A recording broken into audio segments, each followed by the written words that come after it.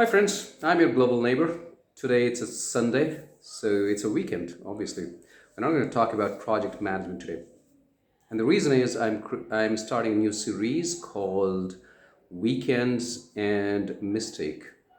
And the reason why I'm calling it Mistake and also, clubbing it with weekends is because in the weekends I observe that tend to travel in places which have a little bit of religious, a little bit of mystic background, a little bit of stories which people are not aware of. So, as a break from project management, I'm also going to talk about certain temples, places where I visit, and also talk about some interesting stories which you would like to know. Okay, okay. So with this, on the first episode of the Weekend and Mistake, I'm going to talk about a temple near my place where I stay. It's called Kolarama Temple. So I have a place nearby which is called Kolar. Starts with Kolar. It's a place called Kolar, which is roughly around 30, 40 kilometers from where I stay. So I stay in the outskirts of Bangalore, away from a little bit of traffic, and it's nicer. You tend to get less of traffic compared to what you get there in the city itself. And I love this place very much.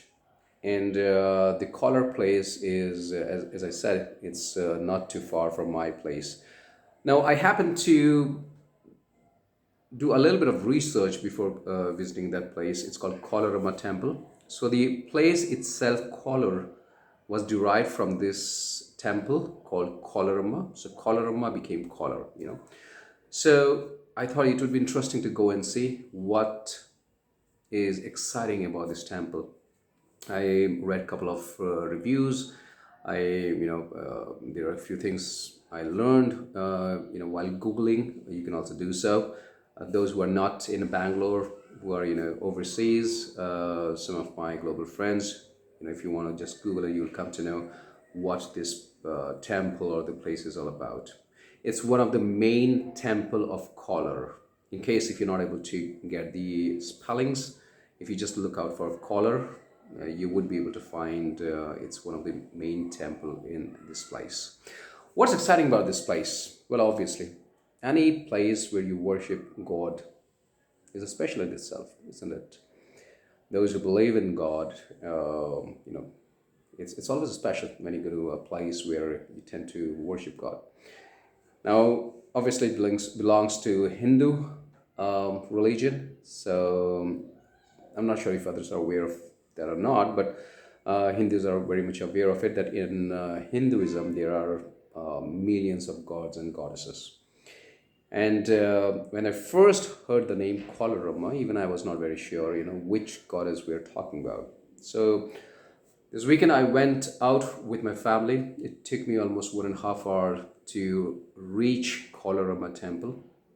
Now, it's a very beautiful old temple.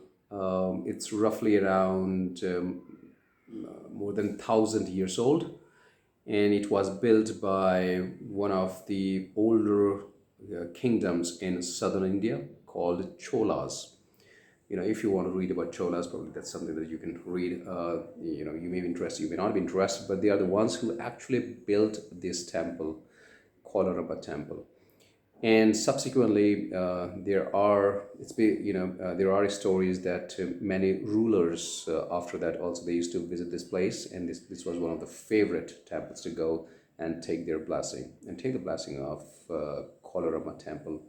Now it's quite old, just like any other southern India temple. It has beautiful carvings on the walls everywhere the moment you enter it.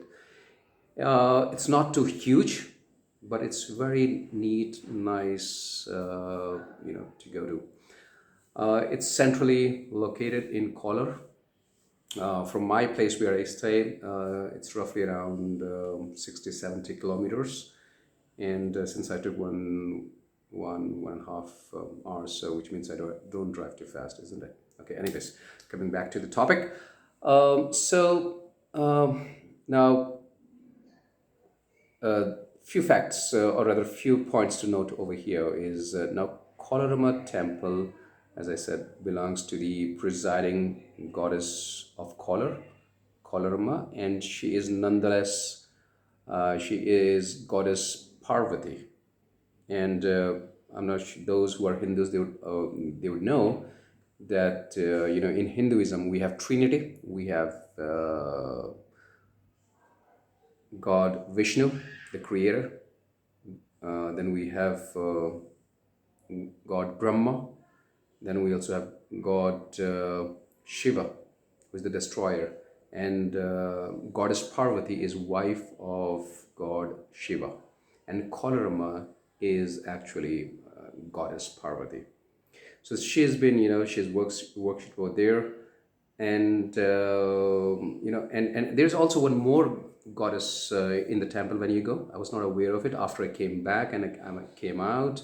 That's where I, came to know. I happened to see that, when you enter, there are a lot of, there are a few pictures, there are a few carvings of scorpions.